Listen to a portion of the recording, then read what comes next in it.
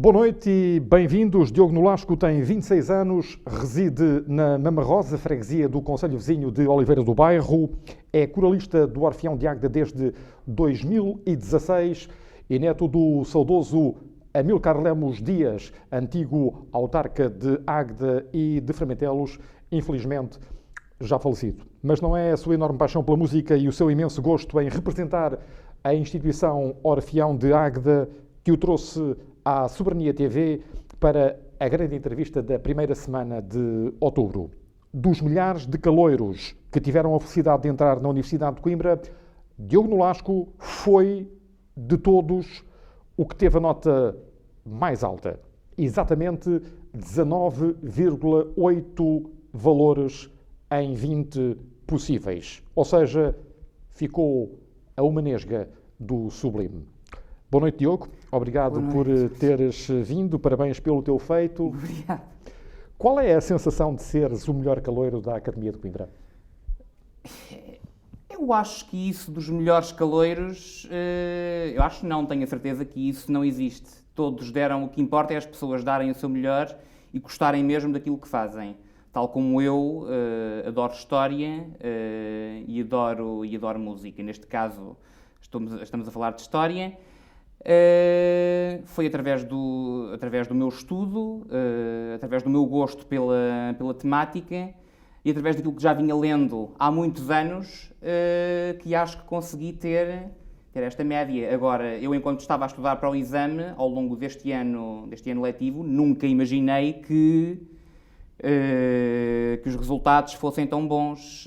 Para mim, a sensação é, como eu já disse noutra entrevista, é uma vitória hercúlea, dado todo o meu percurso de vida, porque eu tenho uma forma ligeirinha, digamos assim, de autismo, síndrome de Asperger, ou autismo de nível 1, depende do diagnóstico de transtornos mentais, do diagnóstico não, do manual de transtornos mentais que se consultar.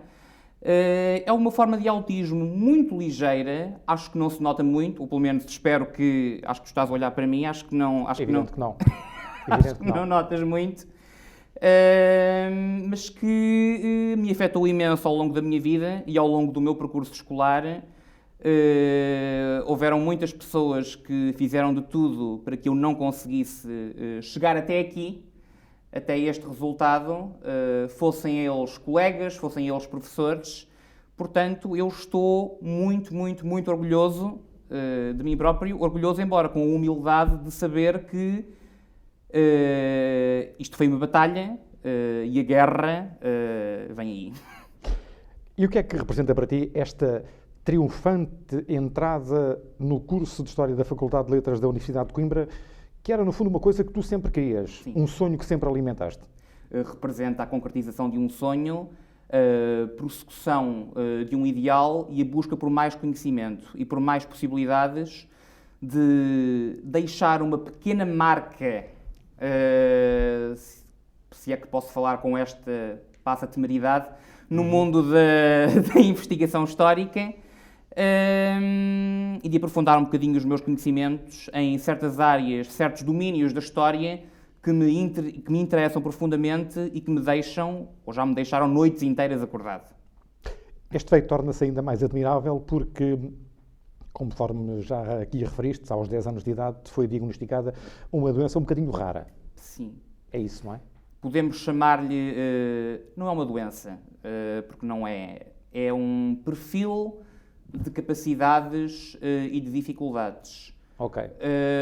Por exemplo, se olharem para o Mr. Bean, ele é um típico Asperger. Disse-me isto, quem o diz não sou eu, quem me o disse foi o Dr. Nuno Lobo Antunes, que foi ele que me diagnosticou. Ele é, olhando para ele, no seu desajeitamento físico, na sua descoordenação, em todas as trapalhadas que ele faz, ele é um perfeito protótipo de um Asperger ou de um autista de nível 1 com um imenso desajeitamento físico. Agora, há coisas que as pessoas com este perfil de capacidades não são mais do que as outras também, e é preciso frisar isso. Até porque depois há alguns pais que podem ver um bocadinho aquele filme com o Dustin Hoffman, o Rayman, e que podem achar que os filhos que têm todos uma latente sobredotação ou que devem conseguir provar alguma coisa, dado tudo aquilo que sofrem. Isso às vezes não é bem assim e os pais têm que aceitar. Nós somos pessoas normais, como todas as outras, que temos coisas em que somos melhores, coisas em que somos piores, como toda a gente. Nem mais nem menos. Agora, a Greta Thunberg, por exemplo, é um exemplo daquilo que, é a minha opinião, de mais extraordinário pode trazer o hiperfoco associado com a síndrome de Asperger. Para quem não sabe, ela também tem síndrome de Asperger e o que nós temos, uma das características desta síndrome, à parte a dificuldade em sociabilizar, a dificuldade em fazer amigos, arranjar namorada, essas coisas todas, é um interesse por um tópico muito específico que consome muito tempo. E depois não há... Nós distraímos-nos, ficamos constantemente a pensar nisso e queremos batalhar nesse assunto para sermos, não os melhores, mas para fazermos uma determinada coisa na perfeição. Pode ser a pintura, pode ser a matemática, não é o meu caso, ou pode ser a história, a música ou o canto, que são um bocadinho mais as minhas áreas. E eu todos os dias treino, leio, para conseguir fazer um bocadinho melhor. Eu acredito que muitos dos grandes génios da história tenham algumas leves características de SA, de síndrome de Asperger, nomeadamente o Dr. Albert Einstein, o Isaac Newton e por aí fora. Já que o frisastes, sabemos que ao longo do teu difícil percurso escolar chegaste a ser rejeitado por professores e alvo de bullying por parte dos teus colegas. Sim. Foram momentos difíceis? Foram. Momentos difíceis e que deram cabo da minha autoestima durante muito tempo. Só para dar um exemplo, eu hoje em dia não sou muito bom com computadores, mas consigo desenrascar-me na internet. Aliás, a internet, tal como os livros, é uma ferramenta imprescindível nas minhas pesquisas, até mesmo naquilo que eu faço para o Orfeão. O maestro sabe que pode contar comigo, em termos de audição, para ouvir uma música durante algum tempo e depois tê-la de cor e salteado, até sem estar a ver muito pela partitura. É outra coisa interessante. Portanto, eu hoje consigo usar o computador, mas na escola eu tinha dificuldades e quando eu estava na escola Aires Barbosa em Aveiro, eu troquei muitas vezes de escola, mas quando estava nessa escola, uma professora de TIC que eu tinha chamou-me mesmo parasita da sociedade e não foi brincar, dada a dificuldade que eu tinha com os computadores naquela altura. Fui vítima de bullying por parte de alguns colegas devido à minha maneira de ser, devido a ser mais gordinho, mais, enfim,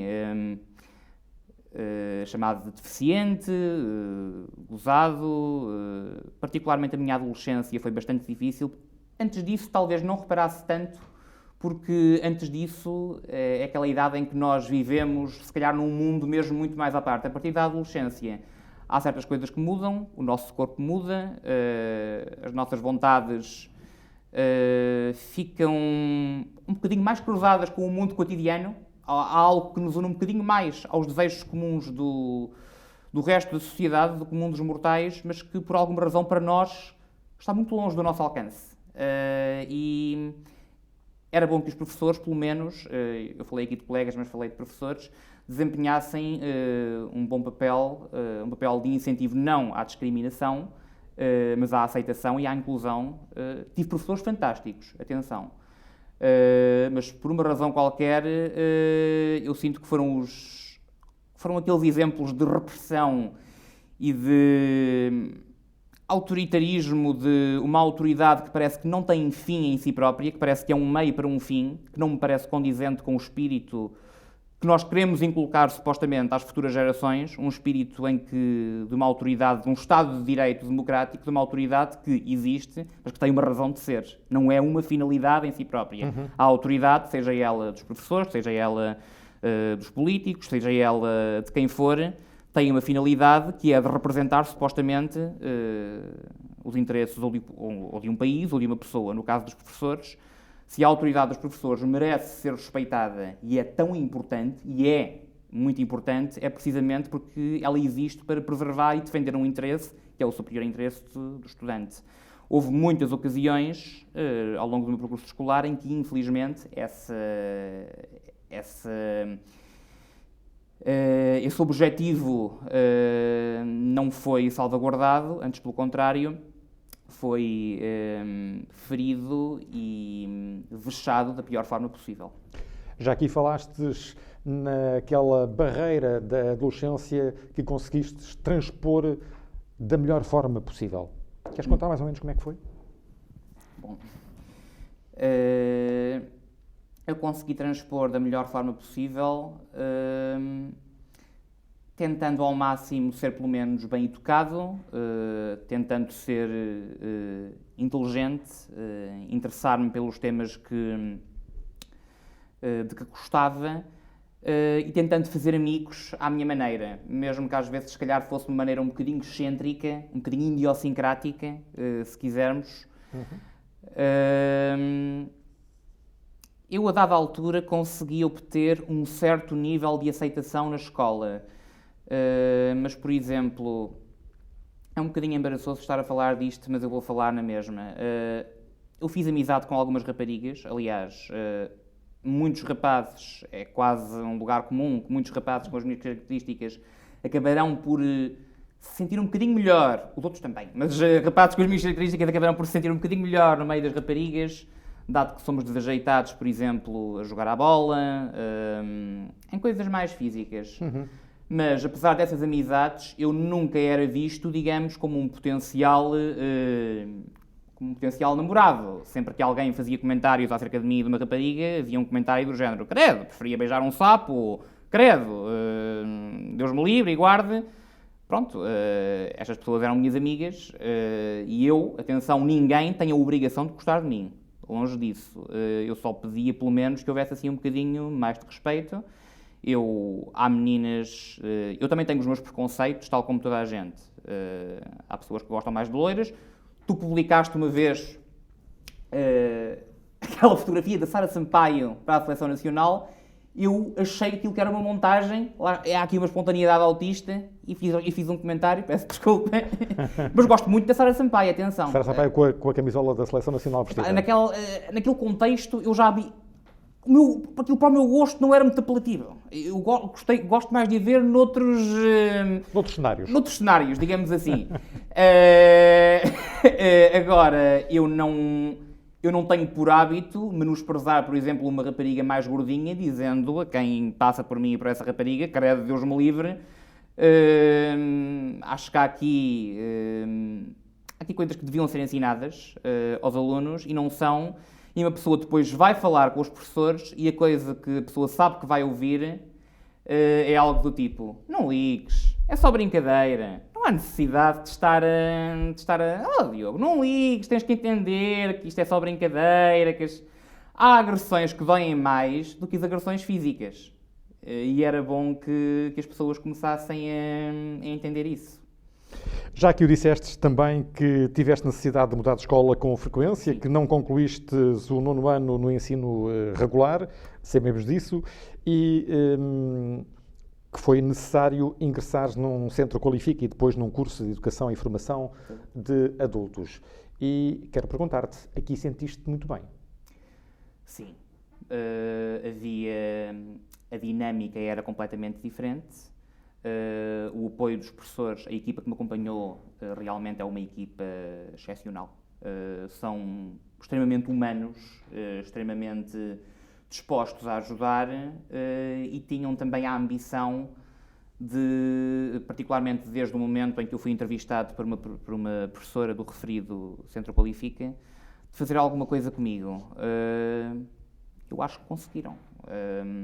Senti-me muito bem, fiz amizades que espero durarem para a vida e espero também fazer a minha parte para que elas durem para a vida. Sim, valeu a pena. Se eu não tivesse passado por esta experiência, não estaria tão tão radiante e com uma dose tão saudável de hubris, digamos assim. E agora, já apalpaste o pulso à faculdade? Já sentiste o cheiro da universidade? Quais são as tuas primeiras impressões e com que motivação é que partes para este desafio? Eu quero dizer, antes de mais nada, que para mim é uma enorme honra estar na Universidade de Coimbra. Seria uma honra estar noutra universidade, mas enfatizando aqui a singularidade. Coimbra é uma lição de sonho e tradição. Foi durante muito tempo a única universidade existente em Portugal. Foi a fábrica de ideias que nortearam a vida política do país durante muito tempo, tanto de um polo para o outro. A Universidade de Coimbra é tanto a Universidade do Marquês de Pombal como é do Dr. António de Oliveira Salazar. Portanto, percorrer uma universidade que acompanhou o país, fazer parte dessa história em marcha, digamos assim, que acompanhou o país ao longo da sua história e que continua a ser um centro de pesquisa, de debate, de criação de ideias, de criação de conhecimento, para mim é um privilégio excepcional. Eu neste momento estou ainda a apalpar terreno com a universidade, porque há certas coisas que eu vou ter que fazer um bocadinho mais ao meu ritmo, nomeadamente a parte da escrita, e durante algum tempo a orientação pelo espaço, mas, atenção, eu a dada altura, como tenho muito boa memória fotográfica, não vou precisar de ajuda para andar pelo espaço, antes pelo contrário, vai ser uma delícia visitar, por exemplo, a Biblioteca Joanina. Para mim é um privilégio enorme e foi muito, muito bom para mim ter conseguido isto. Vais associar-te à iniciativa da Universidade de plantar uma árvore no Parque Botânico e depois de acompanhar o seu crescimento? Eu ainda não sei. Eu ainda estou a palpar terreno, mas quero associar-me a todas as iniciativas possíveis para me integrar o melhor possível na vida académica.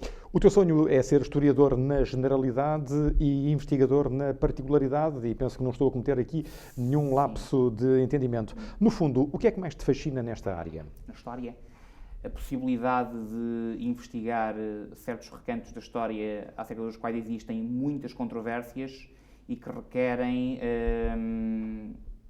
se calhar novas abordagens, pesquisa de novas fontes, novos cruzamentos de dados.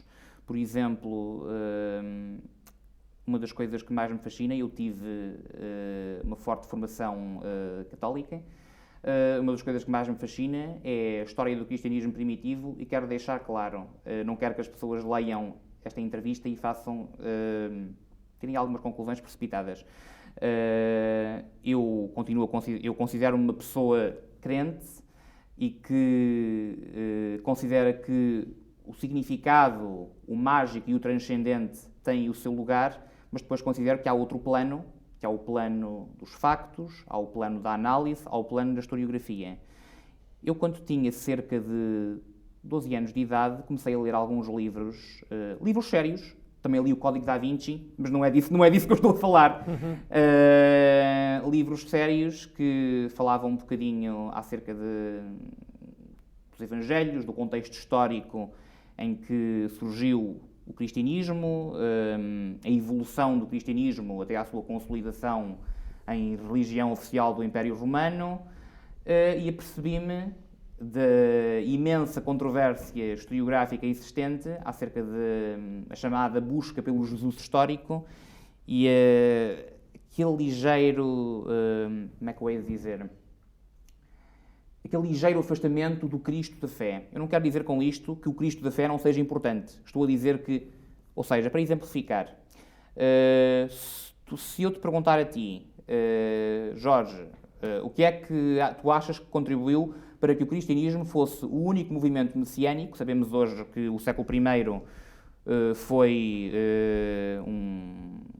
um caldo de movimentos messiânicos, não só o de Jesus, que procuravam libertar a Palestina do jugo do Império Romano, porque é que só o movimento de Jesus é que triunfou. E se tu me dissesses, o movimento de Jesus triunfou porque obviamente a sua mensagem era verdadeira, salvífica, eu aceito isso, mas é uma perspectiva da fé, não é a perspectiva da história. A perspectiva da história pretende analisar isto de outra perspectiva. O movimento de Jesus triunfou, porque o São Paulo, Paulo de Tarso, fez muito bom uso da rede de comunicações do Império Romano, por exemplo, para espalhar as suas epístolas, porque a dada altura as massas começaram a sentir-se atraídas pela mensagem igualitária do cristianismo, porque a dada altura o imperador Constantino ou converteu-se ou achou por bem converter-se, enfim.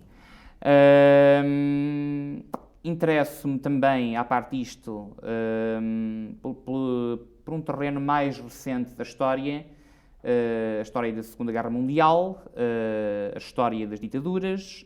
Gosto de fazer algum cruzamento entre semelhanças entre os regimes fascistas, porque depois há uma enorme discussão entre os historiadores acerca das diferenciações entre fascismo, protofascismo, fascismo clerical, autoritarismo. Por exemplo, às vezes é difícil saber ao certo em que é que se encaixa o Estado Novo nestas tipologias. Se estamos a falar de um tipo de autoritarismo repressivo, sim, mas mais conservador, que enfatizava, por exemplo, uma matriz católica, enquanto, por exemplo, o hitlerismo enfatizava um certo neopaganismo e um certo interesse por um retorno à mitologia nórdica e ao passado nórdico da Alemanha.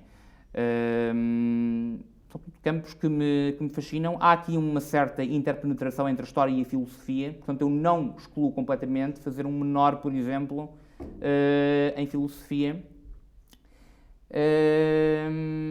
Todas estas questões que dizem respeito ao passado, ao significado do passado, terá o passado significado? Será que ele tem alguma coisa para nos ensinar ou será que não?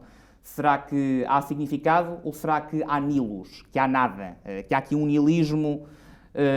São tudo questões que me interessam bastante e pelas quais eu nutro um enorme fascínio e que espero vir a ter a oportunidade de aprofundar e de pesquisar. Mas a faculdade não será somente investigação e estudo? Contigo, na Faculdade de Letras é expectável que a Associação Académica de Coimbra possa ganhar um novo elemento para a sua secção de fado?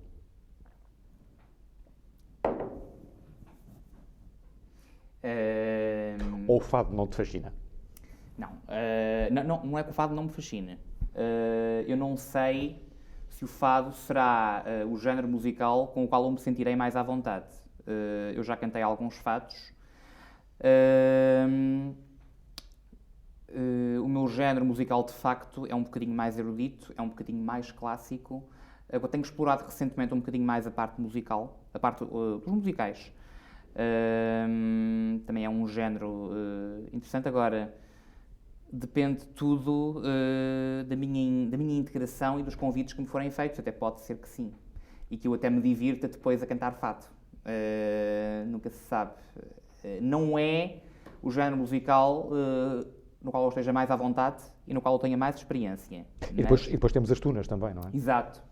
Eu já recebi alguns convites. O problema é que eu, para já, ainda estou a dar um passinho de cada vez. Para não ter de ensaiar uma retirada. E de onde é que herdaste essa voz tão forte? Como tu já referiste, a minha família, da parte do meu pai, o meu avô Amílcar, tinha uma certa componente oratória boa.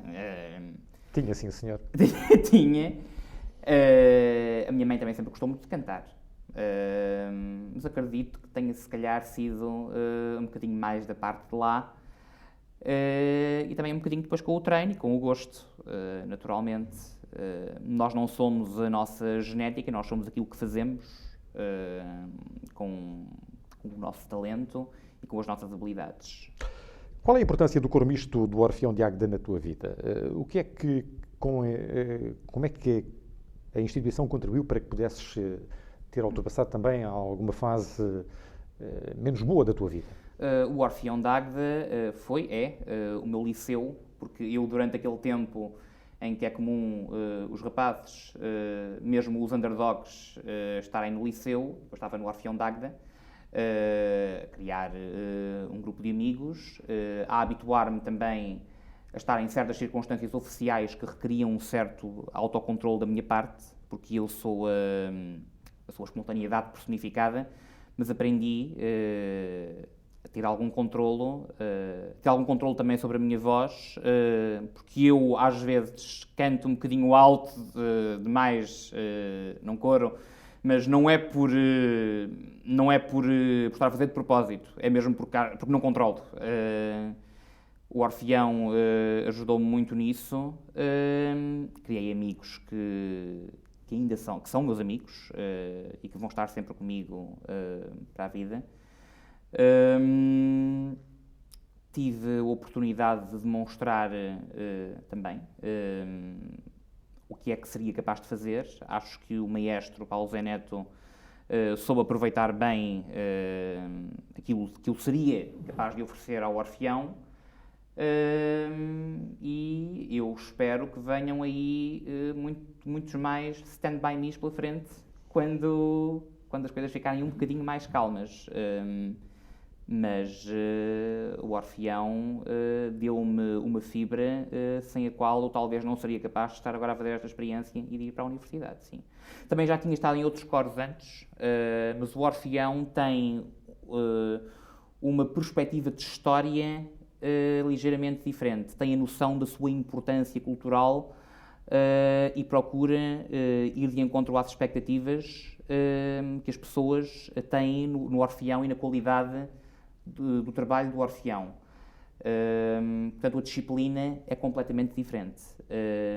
Mas eu acho que consegui ajustar-me ao Orfeão e acho que ganhou tanto o Orfeão, espero que o Orfeão tenha ganho alguma coisa, por meter a mim, e ganhei eu também, de maneira indelével e incomensurável, por estar no Orfeão,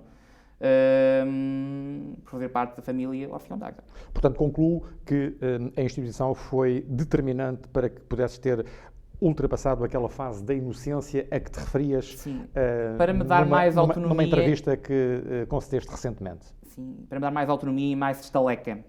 Sim, mais fibra. A quem é que gostavas de dedicar as vitórias de vida que já alcançastes e, em particular, este ingresso na Universidade de Coimbra com uma nota a bater nos 20? Quero dedicá-la à minha mãe. Também a dedico ao meu pai, que espero que... E também à minha avó, que, como toda a gente no Orfeão sabe, tem sido a minha avó que me tem acompanhado nos últimos tempos aos sítios onde eu vou. Ela, neste momento, submeteu-se a uma operação devido a um tumor maligno, só que para lhe retirarem esse tumor, tiveram de lhe mexer num músculo de uma perna e ela, neste momento, não se encontra assim muito bem. Não consigo deixar de dedicar a esta Santíssima Trindade, à minha mãe, ao meu pai e à minha avó, mas dedico à minha mãe em particular porque foi ela que acreditou sempre em mim, mesmo quando, no final do 6º ano, andava eu numa sala tiche na Aires Barbosa, foram falar com ela e lhe disseram que o meu futuro seria ir para uma CRCA,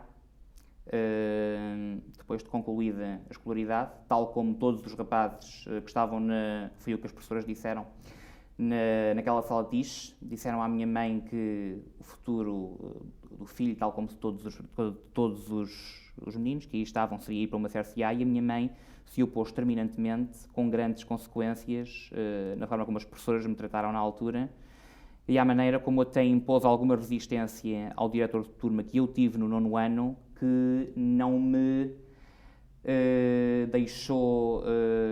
não me ajudou a que eu conseguisse concluir o 9º ano na altura e a prosseguir os meus estudos. Foi a minha mãe, não desfazendo o meu pai, foi a minha mãe sempre que lutou de maneira mais tenaz, mais determinada e mais feroz por mim. Portanto, Mama, thank you for who I am. Thank you for all the things I'm not. Já falaste aqui na tua avó. Li há dias uma publicação do estabelecimento de ensino que frequentaste, em que faziam referência ao facto da tua avó esperar por ti no fim de cada dia de escola. Era assim? Era. Ela ia comigo e ficava gentilmente na sala dos professores a aguardar que eu concluísse as aulas. Ela, sem dúvida nenhuma, que tem sido o meu grande apoio, particularmente desde que o meu pai faleceu. Em 2015, portanto estamos a falar de há 5 anos atrás. E quais são os sonhos que alimentas para o teu futuro pessoal e profissional? Sonho com uma carreira na investigação, sonho de maneira algo holística, talvez, porque o conhecimento ele está profundamente interligado. Nós fazemos separações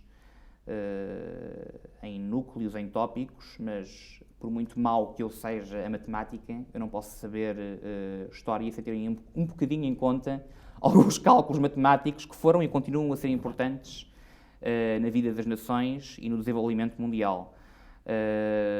Sonho com dar a conhecer um bocadinho também mais a minha vertente musical, mas isto numa faceta um bocadinho mais de hobby. Não é o que eu quero fazer mesmo profissionalmente, embora seja uma parte indissociável de mim enquanto pessoa. Eu estou constantemente a cantar ao longo do meu dia, gosto de fazer associações entre aquilo que estou a cantar e a história.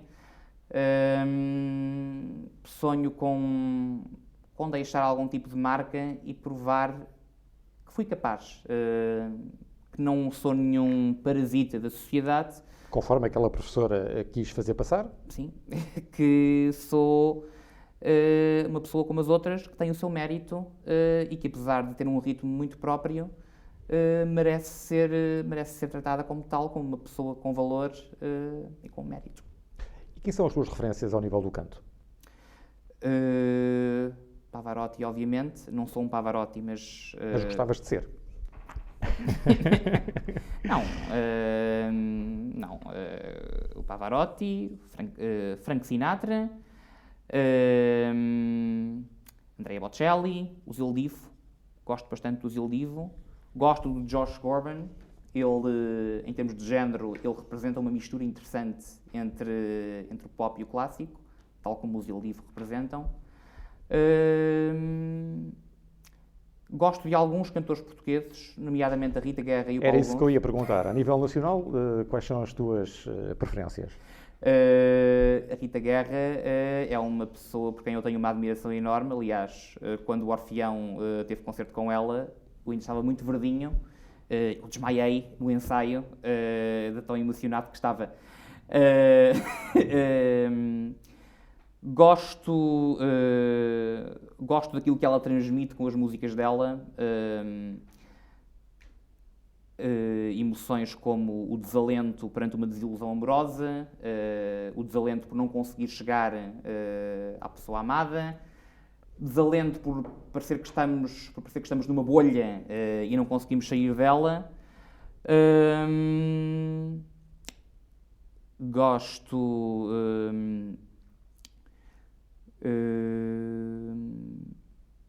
um bocadinho, mas é que eu já não ouço há muito tempo, mas houve uma altura em que eu não ouvia outra coisa. Gosto bastante do André Sardé. Lá está, é como digo, eu já não o ouço há imenso tempo. André Sardé, que é de Coimbra. Exato. E eu não tenho assim uma grande referência. Pavarotti e o Zil Divo são mais aquilo que eu canto, mais aquilo que eu faço. Eu acho que cada um tem que procurar um bocadinho o seu estilo, a sua maneira de ser.